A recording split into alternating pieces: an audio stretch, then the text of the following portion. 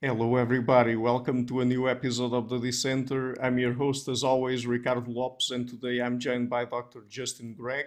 He's a senior research associate with the Dolphin Communication Project and an adjunct professor at St. Francis Xavier University, where he lectures on animal behavior and cognition. And today we're going to talk about his book, If Nietzsche Were a Narwhal, What Animal Intelligence Reveals About Human Stupidity. So, Dr. Greg, welcome to the show. It's a pleasure to have you on. Yeah, it's great to be here. So, perhaps tell us first what Nietzsche thought about other animals, about non human animals, and perhaps what aspects of his thinking have any bearing on what you wrote about in your book. Yeah, well, I used him because he said this. He had this very famous quote about sort of envying animals' happiness because of the way that they think, which is not in complicated ways. So that was the inspiration, and then I started digging into Nietzsche to find out more about what his take was on ethics as it pertains to animals and how we should treat them. And he really didn't have that much to say. Like he was strangely uninterested in that. He really only mentioned animals in a few places as it relates to them being kind of dumb and therefore talking about happiness levels. And of course, that famous story of he had his mental breakdown when he saw someone whipping a horse. So those were the two stories I sort of used as the sort of spark for the book. But yeah, he was weirdly silent on animals. Mhm. So let's go through some of the main aspects of human and animal. Of course, we're also animals, but animal psychology you go through in the book. Let's start with intelligence. So, what is intelligence from an evolutionary perspective? Well, that is a question that starts off the whole book, and I'm saying like we don't know. Nobody knows, and you know that's a very common thing for people studying this to say. But like I'm really like yes, no, we really don't know what we're talking about, and I have all these examples of different disciplines that don't even provide a definition or like have some crazy definition that no one agrees on. And so if you don't even know what you're talking about, of course, it's not a singular trait that evolution is, working on natural selection. And so it's just sort of a vague notion. And we all sort of know what it means intuitively. And it has something to do with adapting to an environment or solving a problem based on imperfect information. So if you're able to use the limited amount of information you have and draw conclusions and extrapolate, that's kind of what it is. And we know it in ourselves, and we recognize it in either AI or animals when we see it. Mhm. And what do you think about the research on IQ and general intelligence? Do you think that uh, it is fruitful or not? Well, I mean, you have the problem that sparked off the whole in general intelligence thing, which was when you look at someone like you and you find like, oh, when you do very well on one aspect of a psychometric test, like you are good at math, it turns out you're also good at learning French, for example. And so you have this phenomenon that you need to explain why some people are generally better at lots of tests than others. So it seems to be something, and then you get into the details of what it is. And that's just a huge field and complicated. And for me, a little bit less interesting because I'm interested in animals, and all of that has nothing to do with animals because any of those psychometric tests that we use for humans pretty much don't apply to any given animal species. So it's less interesting for a person studying animal cognition. So, since you study other animals, do you think that generally speaking, intelligence is a good thing to have as an animal? It really depends on the species and what problem you're trying to solve. So uh, for humans, intelligence is that problem solving ability. It manifests in the form of our ability for causal inference, our theory of mind, episodic foresight, these sorts of things, language. So the question is, would an animal be better off with those abilities? And for some animals, yes, and for some, no. A lot of the time, the answer is no. Uh, if you're like a cosmopolitan species, like a crow, for example, your life is very similar to a human, And so yes, if a crow had the ability to solve problems through causal inference, its life would probably be better. But for an ant, maybe not so much, because ants have a very weird communal way of living that if an individual ant suddenly were able to solve problems in a more complicated way, it wouldn't matter because because the way their behavior is designed, it's collective. So an individual ant doing anything is irrelevant to the group. So that even if an ant were born and it were suddenly super hyper intelligent, it would be useless to the rest of the ants. So intelligence really only applies to specific species solving specific problems. So in this case, you're focusing on intelligence at an individual level, right? Because in the case of ants, for example, would we talk about collective intelligence in the sense that they collectively are able to build complex structures and have a complex social organization, for example? Yes, so that's the system, the collective system itself becomes therefore intelligent. Yeah, that's one way to look at collective intelligence for sure. But yeah, on an individual level for the ants, it's less relevant. But that's very specific to communal, those sorts of cooperative communal species have their Yeah. own form of collective intelligence. So, focusing on humans, do you think it is really good for us to be apparently more intelligent than any other animal? Um, well, that's sort of the thesis of the book. The main question I'm trying to answer is, are we better off? Yeah. And on most of the time, the answer is absolutely, because all of modernity, all of the things that we do are helpful to us for the most part. You know, science and math, that's what's created the internet that allows us to talk to each other right now. The mechanized farming, which puts food on my table, vaccines, like you name it, anything that is great about our lives right now is based on intelligence. So we're benefiting from it on a daily basis. But then if you start looking longer term, and you're like, well, how is it helping us as a species survive long term? That's when you start bumping into the big problems because all of the intelligence that we use to create these things that we're enjoying also have a very negative influence on the environment that we live in. And that might literally bring about our own extinction. So in that sense, some of those things that we create with intelligence could make us extinct pretty quickly. I mean, it's only been 40-ish, 50,000 years for modern civilization, and it could blink us, you know, in the blink of an eye, we could be gone. So maybe it's bad. Yeah, and we'll probably come back to this topic near the end of the interview. And what about our ability of asking why questions? Yeah, it's really one of the main things that makes us human is this desire, this sort of compulsion we need to know why things happen. We're looking for causality, not just correlation. Most animals just learn through associative learning. When this happens, great. It works very, very well because every species has been doing that for millions of years. But we can ask and want to know why specifically something happens. And that has led to everything. That has led to science and religion and pretty much engineering. Anytime we create something, it's because we're understanding how components fit together and what affects what, whether or not that's physics or chemistry, etc. So because we're curious about why, we are what we are as a species.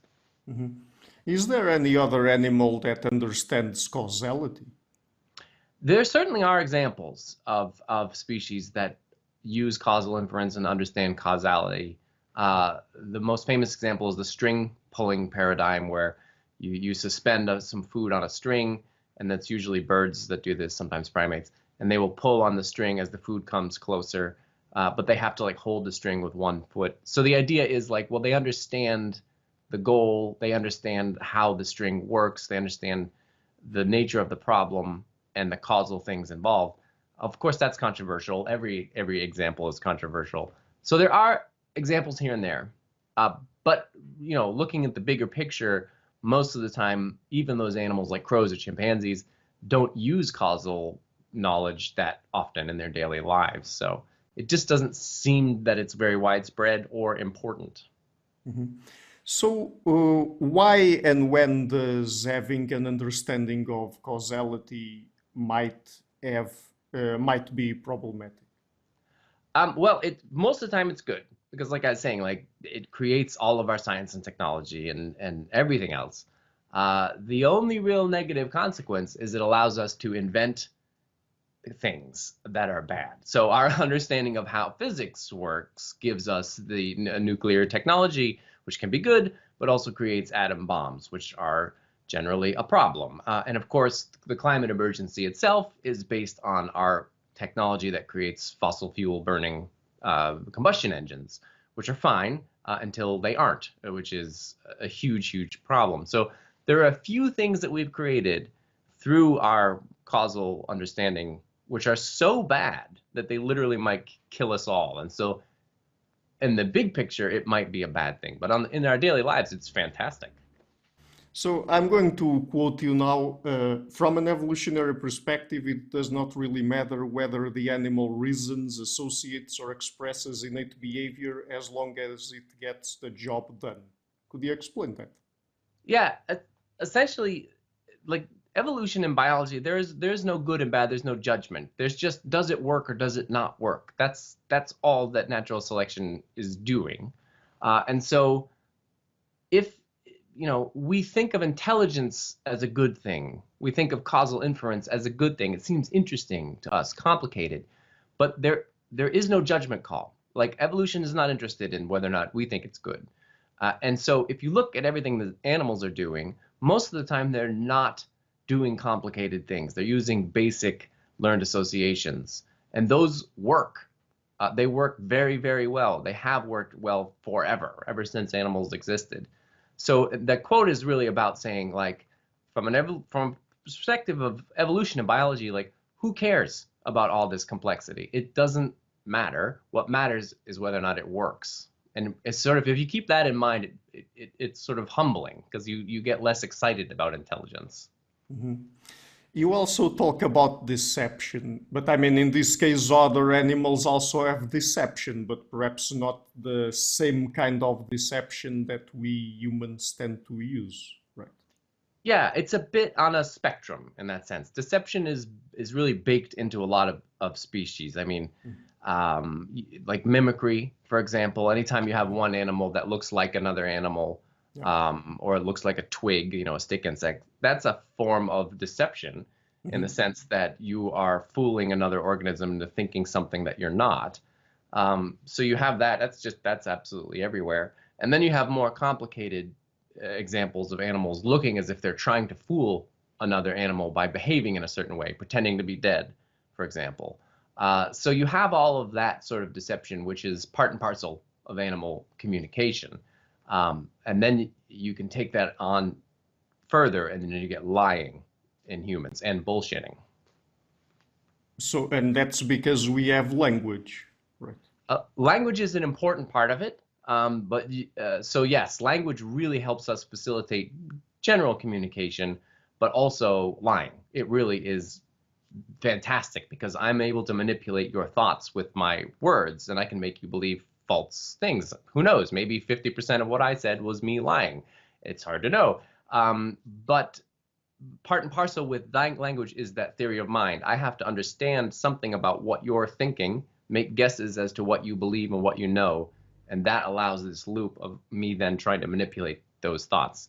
So that's something, theory of mind, language, those are things that animals don't have to the same extent as humans, which makes us so good at lying. So you would distinguish lying from deceiving, right? And other animals deceive, but perhaps we are the only species that lie. Is that it? Yes, I think that's it. I mean, you have to sort of draw lines randomly along that spectrum of deception. And so, yes, when I say lying, I mean I am intending to change your thoughts and beliefs as a liar. And so that means I have to understand something about your thoughts and beliefs. And animals, when they deceive, probably don't understand as deeply your thoughts or aren't making guesses as to your belief like a human. So yeah, so it's a slightly more complicated version, so it gets a new label. Mm-hmm. So when it comes to believing BS, I'm not going to say the word because I will get demonetized.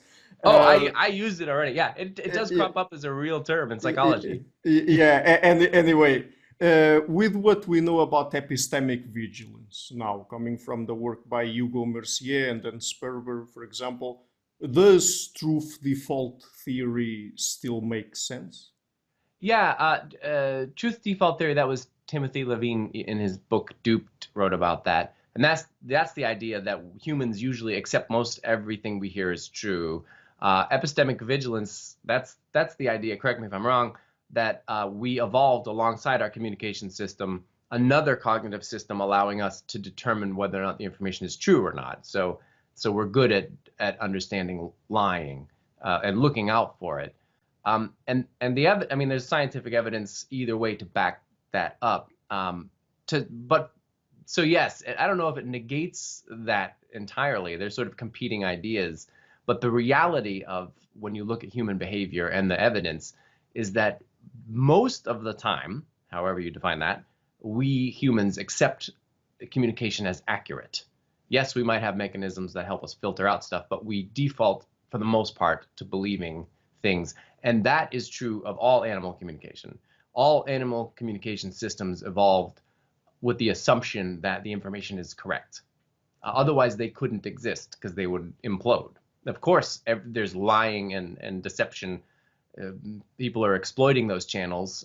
Animals are exploiting those, but they have to be truthful most of the time, or they wouldn't have evolved in the first place. Same is true of human communication.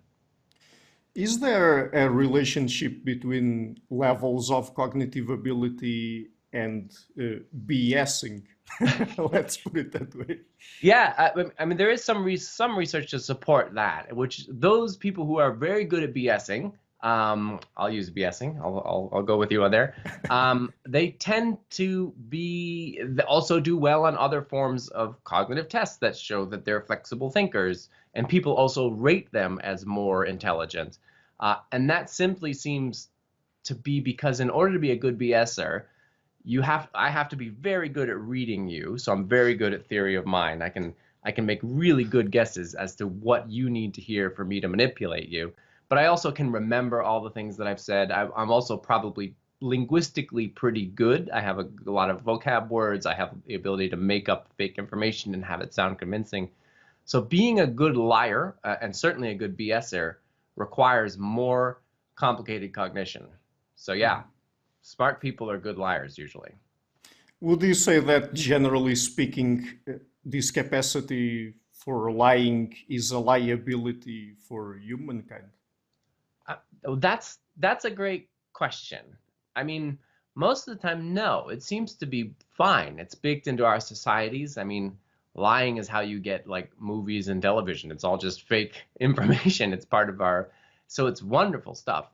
Whether or not it's bad for us in the long run, that's hard to say. That's a personal judgment call. I mean, when you look at the history of our species or what's going on now in the political domain, when people are lying and it's creating societal upheaval, which could lead to societal collapse and war, which, the history of war is the history of false information. I mean, what's going on in Ukraine is two competing sides saying, one of them has to be lying or at least wrong. That's how all human civilization is. And if that leads to nuclear war, for example, or societal collapse, then yeah, lying is a big, big, big problem. Mm. So let's get a little bit more existential here now. What about thinking about death and having a concept of death? Are we the only species who have that? Well, that's the Nietzsche side of this sort of stuff, because he was, very interested in this sort of issue. We are not the only species that understands death. There are some philosophers, Susanna Monceau, I bring her up a lot because she writes about this a lot, who has a minimal concept of death idea, which is that most species will encounter a dead animal and make be able to start categorizing living and dead things. A thing that was alive no longer moves, will never move again. They can learn that. So they have a basic understanding of what death is. But then humans, because of all those other abilities that make up our cognitive capacities, we can also understand that we someday will die inevitably. Like there's like we know for sure that we will die one day, and that is something that most animals probably don't know for sure. They don't have the skills to understand that their death is inevitable, and so that sort of understanding of death creates a lot of human society and thinking and nihilism and existential angst. Yeah. And what about the concept of time? Do other animals have it or not? Yes, I mean, baked into our DNA, of course, is this sort of 24-hour cycle. So all cells and all animals are sensitive to the passage of time in that very basic molecular sense. Yeah. But animals do understand something about time. They can plan for, the immediate future, or sometimes they're examples of corvids even planning for the next day. They can cache their food in such a way that shows that they're thinking about breakfast. And so they understand something about time, but not to the extent of humans. Humans can think about not just tomorrow or the next day, but 10 years down the road. Like you might buy life insurance because you're thinking about your eventual death later on, or you can think about 10,000 years down the road. And it's very unlikely that animals do that. They don't behave in a way that suggests that. There's nothing about their cognition which suggests that they do. So thinking that far ahead, that's a very human thing. Mm-hmm. Is deaf wisdom then a byproduct of different mental adaptations, or is it an adaptation itself? It seems to be a sort of byproduct, like it just sort of it cropped up as an accidental, like when you understand something about the future and you understand something about yourself, you have more understanding of self-awareness through consciousness, and you can imagine yourself in the far future, and you have understandings of causality, then it sort of pops into existence, this real concept of death that we have. In that sense, I would guess that it's just an accidental byproduct, and it's not bad enough that it causes enough existential angst that we have died from it. So we just have to sort of live with it as a knock-on effect. So let's get now into norms and morality. Are we the only species who has norms, or are there any others where we can also find them? Yeah, I love this distinction that philosophers are talking about between norms and morals. And norms are ubiquitous. Wherever there's sort of social animals doing anything, whether or not that's ants or chickens or chimpanzees, you'll have a sort of set of underlying sort of rules. Rules is one way to think about them, driven by emotional responses about what is and isn't allowed in that society, like the pecking order of chickens. At some point throughout those chickens' lives, they will develop an understanding of who gets to eat first and who gets to eat last. And that's regulated through norms, which is there are those weird rules built into chicken brains that say how pecking orders work. And so many animal societies are based on these norms. What behaviors are acceptable, what behaviors are not acceptable. And so that guides most animal behavior. And humans have those too. Like I love the example in the book about face wiping, like where if you were on the street walking toward me as a stranger and you had like a piece of, banana stuck on your cheek, because I cannot go up to you and wipe a banana off of your cheek as a stranger. That's very strange. And there's no societies where that's normal. And that's a rule that we all have internalized. But where does that come from? That's just a strange emotional response that crops up in the form of a norm. And what is the difference then between norms and morals? The difference I talk about in the book, which other people talk about, is morals are essentially norms that have been explicitly talked about. You and I can decide that it's not okay to wipe bananas off of strangers' faces. And we can talk about why that is the case. We can reason as to why that's the case. Then we can decide to make a law or a rule that's in the book somewhere about what is and isn't allowed as far as banana face wiping goes. And then it becomes a moral issue because we can decide why it's right and why it's wrong. And that's a philosophical, moral, ethical discussion. And animals don't talk about their norms. My chickens do not discuss who's at the top of the pecking order and why that's okay or not, whereas we do. So that's the difference between morals and norms. Morals are examined and thought about and rationalized. So there's no other species who has morals, right? Some people would say that yes, those kinds of norms are equivalent to morals. There are famous experiments of fairness and equity in animals. The Franz de Waal has that great experiment about the capuchin monkey that gets upset when it's given a lesser reward for the same amount of work as its friend. And that shows you that animals understand what fairness is. And fairness feels very much like a moral thing, like what is and isn't fair. So you could consider that immoral, but I like to have the distinction of, okay, well, unless the monkeys are literally, writing down, thinking about, talking about what is and isn't fair, it's not immoral. It's still just a norm. But is there something unique about human morality? And I'm not talking here specifically about the morals, but morality in general. What's weird about it is that we can use morals that apply to huge numbers of people, and that allows us to accumulate in huge groups. So a city is going to have all of these laws governing about what you can and can't do and what is right and what isn't.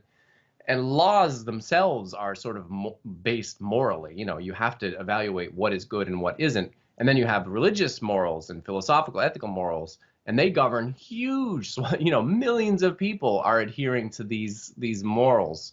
And so that's crazy. There's certainly no other species that organizes on that level around these concepts of morality. So that's very unique. When it comes to moral reasoning, is our human moral reasoning really that good? I mean, do we hold the ethical high ground? Certainly, what's nice about our morals is that we can reason ourselves into acting very nicely toward each other or even toward animals. We can rationalize a vegan lifestyle to say, let's reduce harm to animals. And animals can't do that because they don't have that. So that's good. That makes us, in one sense, morally respectable. But at the same time, it's a double-edged sword because we can also reason ourselves into terrible, terrible positions. The best example I talk about in the book are residential schools here in Canada, where the government and the churches got together 150 years ago and decided that indigenous populations should be westernized. So they should no longer speak their native languages. They should speak only English or French, and then forget everything, like unlearn everything about their culture. So they took children and put them in these schools and forced them to be there. And it was absolutely terrible. A lot of children died. It's at the time they rationalized it morally to say, well, this is justifiable because Western society is the best one and we want to help these children. So the churches thought they were doing the right thing. And now we think that's repugnant. The Pope was just visiting Canada and apologizing for the evils. He called them the evils of residential schools. So now they flip-flopped on what is morally correct. So at the time, the moral reasoning was this is the right thing to do. And it caused huge amounts of suffering for all those children and deaths. And so that's the problem with morality, is that we can rationalize a position that creates enormous suffering for other human beings. And that makes morality sometimes kind of awful, because animals can't do that, and they're better off for it. Are we more violent than other animals?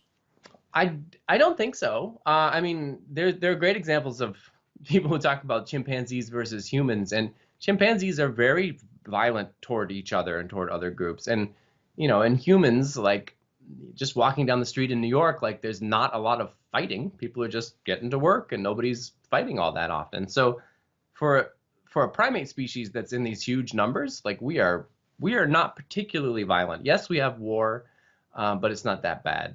However, what we can do is, because of all of our smartness, is we can, when we do go to war, when we do fight, when we do decide to do things like the Holocaust, we are violent to a degree that no animal could conceive of. We can, we can commit genocide, and other animals lack that ability. So our violence, when we do decide to do it, often for moral reasons, is off the charts in terms of the kind of like havoc that we can wreak. So yes, we're more violent, but no, we're not more violent. Depends on how you look at it. Would that distinction that Richard Wrangham establishes in The Goodness Paradox between proactive and reactive violence be useful here? I don't know enough about it. Can you explain on that more? Yeah, he argues basically that, for example, chimpanzees and other apes are more reactively violent. I mean, they are violent on the spot in that precise moment. They don't plan Yep. their violence, and the humans are more proactively violent than them. Yes, Than they are. that sounds like exactly it. Because the proactive violence requires all of the intelligence, not just the moral reasoning to justify it, but the ability to, for causal inference, to think how best to do it and to communicate it through language. So yes, that's exactly the problem, is that when we do decide to be violent, we can really plan it out and really, drop a bomb on Hiroshima, for example. And that's, yeah, that is a good distinction. So getting now into what is probably one of the biggest puzzles in evolutionary biology, consciousness. So Yeah. what is it? Consciousness, what is the term? How do I think I just say it's any form of subjective experience. So any form of subjective experience. It could be very low level, just experiencing pain. If you can experience it subjectively, then you are conscious. So that's a definition that encompasses a huge swath of experiences out there. And in the book, I talk about how it's probably rather ubiquitous to have that kind of subjective experience. And how can we be sure that other animals are also conscious? Yeah, and that's the $1 million question when you're studying animal cognition, and even for philosophers studying consciousness in other humans. Like, I can't be sure that you're conscious. You only can be sure of your own consciousness, and everything else is just guesswork. But we make those guesses based on the fact that you report to me in using language that you're experiencing something. And so unless you're some weird robot and I'm the only conscious being, I accept that as true. And so you can apply that to animals as well. There are two main channels. So you can look at their brain and say, well, in humans, we know that consciousness is associated with these areas doing something. Or you look at the behavior and say, well, the animal is acting as if it has thoughts and intentions and is trying to alter its emotional state on purpose. So that would mean it probably has consciousness. And so we started doing that with animals, and chimpanzees were like, oh, well, we're pretty sure they're conscious. They're so similar to us. And then over the years, we've just been going further and further down to where now people are arguing. Lars Chitka just has this great new book out on this called The Mind of a Bee, that insects, yeah, probably conscious. And so we're now accepting that consciousness might be at the level of insects, both based on their brain structure and their behavior. But why would have consciousness evolved? I mean, what sort of functions does it serve that just not having it would not be able to serve? It's a good question. For me personally, it makes the most sense in the sense of, why does an animal do anything? Why do you and I do anything? To be consciously aware of your feelings and your desires and your needs and your intentions is a good way to spark us into action. So if you can feel hungry and not be aware of it because it's occurring below the level of awareness, but then when that pops into awareness is when you're like, well, now I'm getting up to go get a Snickers bar. So yes, like you could imagine a being that is never bubbles up into awareness. It's just working the moment hunger arrives. It's just got some threshold, and then like a robot, it goes and does a thing. But it makes way more sense to me if all behavior is just something that's waiting to happen in response to subjective awareness of a thing that needs to be done. So yeah, I think consciousness is the driver of behavior. And consciousness is not exactly the same as self-awareness, right? No, yeah, I talk about that in the book, because at the lowest level, just to be aware of a feeling of hunger doesn't require you to have a concept of a self, really, or to think about your future. So there's sort of a spectrum of different levels of self-awareness. you can aware that you exist now and you might exist in the future. So a lot of animals might have that. You're aware that you have a body that has different parts that you can move, that is different from other objects in the world. That seems pretty ubiquitous. And then you have social self-awareness. So you're aware that you're different from the other members of your group, and then you start having more complexity in the ways in which you are different and the ways you understand other minds. And then you have metacognition, which is the ability to think about your own thinking, to be aware of your thoughts. So yeah, all of that is just different forms of self-awareness, which can be available to consciousness or not. So. And what are the problems with having consciousness, or at least a higher degree of it? Well, yeah, I mean, there are benefits to it for sure, because like humans are, in the book I say that we're not more conscious, we're just conscious of more things, of our thoughts and our desires. And that's generally been helpful because it's part of our intelligence. But also, like everything else, it's a double-edged sword. Like being conscious of your temporal self, knowing that you can, you imagine yourself in a future scenario where you're dead. That's also, you're consciously aware of your own life and that it might come to an end. That can be a bummer for a lot of people. So yeah, so consciousness is generally necessary, but the more things that you have, it doesn't necessarily always mean you're happier. Yeah. In the book, you also talk about prognostic myopia. What is it? How does it manifest? Yeah, it's a term I give to this issue, this problem, where in our everyday lives, we are driven by these experiences, these desires, good and bad feelings to, if you're hungry, go get some food. If you're sad, do something to make yourself happier. It's all based on the here and now. All animal behavior is based on solving problems in the here and now, except for a few cases like the crows that might prepare for being hungry tomorrow. And that's kind of the extent of it. But humans, we can think about the very far future. We can make plans to, example, like build this house that I can live in because I know I'm going to need to live here for the next 10, 15, 20 years, I can make plans for the future. But the future doesn't feel the same as the present, in the sense that, like, even very basic things, like if I decide to go out to a bar tonight and have a drink, even though I have an early meeting in the morning, I know that the meeting is in the morning and I should get sleep. But I might, in the moment, when I'm out having a drink, decide to stay up too late because I'm having fun in the moment. So even on a very short time frame, we're bad at feeling the future. Like I can't imagine what it would feel like to miss my meeting because I'm hungover in the morning versus in the moment what it feels like to have fun with my friends. And that's the problem of prognostic myopia. It's that our brains are designed to deal with the problems in the here and now, and we don't feel the future to the same extent as the here and now. Mm-hmm.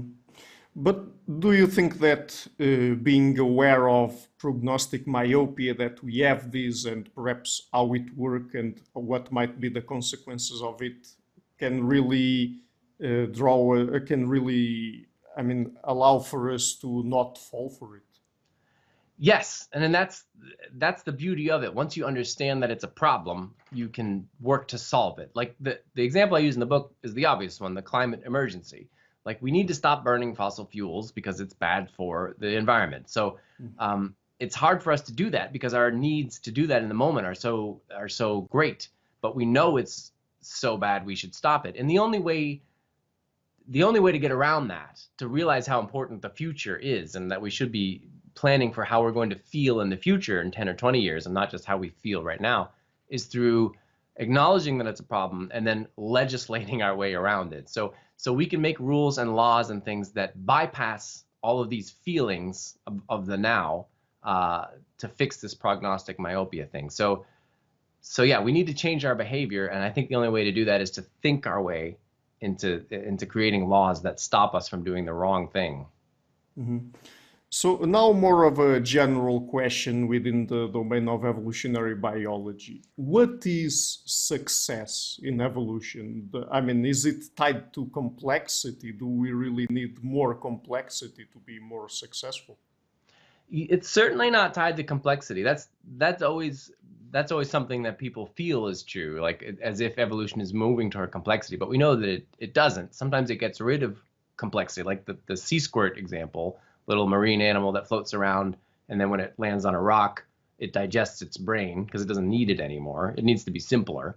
But there's plenty of examples of that. So no, how do you judge success? Not complexity. And then I don't know the answer to that, because you could say, well, it's if a species has a lot of examples of individuals in that species, like humans are a very successful mammal. There's lots of us. Is that what success is? I don't know. Is it that an animal has been in its current form-ish for a long time without changing, like crocodiles? They've been around for a very long time in more or less the same form. Is that success? I don't know. In the book, I talk about pleasure. That's the thing I decide is the one thing that evolution has designed to make us feel happy. And so happiness seems like a thing that evolution has decided is good. And so an animal that can experience the most pleasure or produce the most pleasure for other animals seems like a form of success. But that, again, that's just my definition. I don't think evolution and natural selection obviously does not care. It just is. It is what it is. It's like a law of physics, like gravity. It just happens. And so I don't, the successful ones are the ones that are alive right now. That's about it. Maybe that's the best answer. But we can say that humans, at least in certain behavioral slash psychological aspects, are more complex than other animals, at least when it comes to, for example, the psychological mechanisms we've talked about, like, for example, intelligence, morality, an understanding of death, an understanding of time, and so on. Yeah, I mean, you could call that complexity, but I don't know if that's necessarily more complex than another, like a dolphin's ability to echolocate and understand. Like, that's also a kind of complexity. So more or less complex is a weird way to frame it. But certainly with this umbrella of intelligence, we do a lot of cognitive things that are unique, that you don't find in other species, and that lead to us producing things that for sure other animals haven't done, like, you know, going to the moon or whatever. And that seems complex for sure. But is that a good thing? This is the question of the book. Like, because I mean, hey, all of those complex things could lead to our own extinction pretty quickly. So maybe complexity and intelligence is bad for us. Do we have anything in our psychology that is uniquely human that we really do not find in any other animal species at all? Yeah, I mean, language is my number one. Animal communication can be complex to some extent and do language-like things, but there's certainly nothing like language as the humans use, the ability to exchange this information, which also requires a theory of mind, which animals don't have to the same extent. And of course, that causal inference. There's not a lot of animals that understand or care about why. And those are all unique to us. Other animals do have them, but just not to the same extent that we have them. So there are a number of things we do that are for sure unique and really cool. So I talk about in the book about, you know, they are bad, which is true because they will lead to our extinction maybe, but they're also great in the moment. So another question, this is perhaps a complicated one. Is the planet better off with or without us? Oh, that seems like an easy one. I would say no, we're better off without us for sure. Like the number of problems that we have caused for other species and for the planet itself in terms of you know, land destruction, ocean pollution, and of course the climate emergency. I cannot imagine anyone arguing that we are good for the planet Earth or the animals on the planet. I would be fascinated and interested to hear an argument. If you have one, go for it. But I would say no. I'd say definitely not. Okay, so perhaps what about the aspect of us being apparently the only species on the planet who's able to expand our moral circle to include other species and even being able to plan to protect them, for example, and Yes, other things like that. that is true. We are the only species that has that capacity. We can help other species and understand that we're intelligent enough to understand that they might have consciousness and that we should extend moral consideration to them. That's unique to us, and that is a beautiful, beautiful thing. And if we as a species did that, if we could transform this world into one where we could protect the species and the ecology, and we're a lot nicer to animals, then 1,000% we would be better off for this planet. But I think there is zero evidence that on a grand scale we are ever going to do that. In some small circles we do, but writ large, our species is generally not doing that. So yes, we have that capacity, which is great, and it would be great if we used it. That would be great. But I fear that we will not. Maybe I'm wrong. I hope I'm wrong. We will not do that before it's too late. So, one last question. What was your main goal with this book, and what is the main argument there? I mean, because we've gone through several aspects of human psychology and perhaps some negative consequences and negative features of it. Were you trying to show that perhaps we think more of ourselves than we should, or what was it exactly? Yeah, I think it's just to really ask ourselves if we're sure that intelligence is a good thing, because it's such an assumption. The whole book was sparked by me as an animal cognition researcher and writer trying to say, look how amazing these animals are. And the only way I can do that is by saying, this animal is amazing because it's thinking so much like a human. And then people respond to that. But I'm like, who cares if it thinks like a human? Can't we just respect it for the way it thinks? And so in order to do that, I'm like, are you sure that being a human is so good? Thinking like a human is so good. So if you really contextualize intelligence and you're like, is it good? Are we so sure? I think that's a great way for people to, yes, be more humble about humanity, but also respect animals more, which, to be fair, I think is my main goal. I want people to look at the ants and the cats and the dogs in their lives and be like, wow, this animal is great, even though they aren't going to the moon. Yeah, and perhaps this sort of way of viewing things also allows for us to have a more objective view of how evolution works, right? Yes, because you're right. Like we're fixated on complexity. We think we're going towards complexity. We're fixated on uniqueness and how good or that is. But again, evolution doesn't care about any of that sort of stuff. So it's a sobering view of how much natural selection does not care about humans, really. Yeah. Okay, so the book is again If Nietzsche Were a Narwhal, What Animal Intelligence Reveals About Human Stupidity. I will be leaving a link in the description box. Oh, put it up, put it up. Yeah, like that, exactly. I really love that thing coming out of Nietzsche's head. Yeah, brilliant. It's brilliant. Yeah. No, I really love the book. So, would you like to mention any places on the internet where people can find you and your work?